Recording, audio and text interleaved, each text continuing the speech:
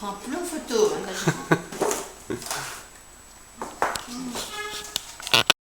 Il logeait chez la tante Janine, donc la sœur de Mamou, elle louait des chambres. Et ils se sont rencontrés là. Elle allait voir sa sœur, est-ce qu'on se croisait? Elle m'a dit ouais, il était beau et tout. Et puis sa sœur, elle a dit maintenant, hein, qu'est-ce que vont penser les gens? Il faut vous marier, tu sais, avant, tu ne fallait pas te balader avec un garçon, hein. Mais je sais pas si elle était très amoureuse.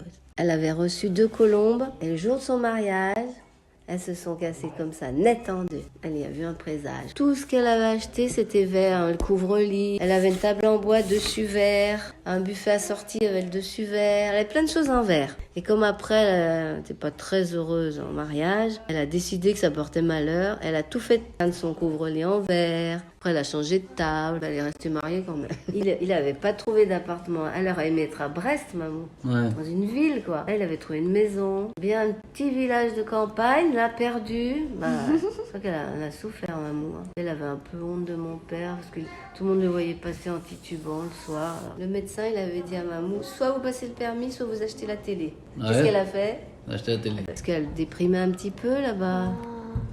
Mon père, une fois, je me rappelle une fois, on habitait en Bretagne, il est arrivé, sous, bien sûr. Il est arrivé avec des cadeaux. Mamou, elle pleurait. J'ai dit, gars, Mamou, on a des cadeaux, faut pas pleurer. Moi, j'étais petite, mais j'ai su qu'il avait dépensé toute la paye, tu vois. C'est pour ça qu'elle pleurait. Nous, on était avec Jean-Yves, on arrivait dans le... On levait toujours la tête pour voir s'il y avait la casquette, mon père, tu sais, casquette de marin.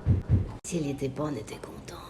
C'était rue de la Paix, donc on se mettait derrière la fenêtre, on regardait les voisins en face, et maman, elle inventait toujours des histoires. Et une fois, tous les soirs, on voyait un petit monsieur qui sortait de l'immeuble, un petit paquet sous le bras, comme ça.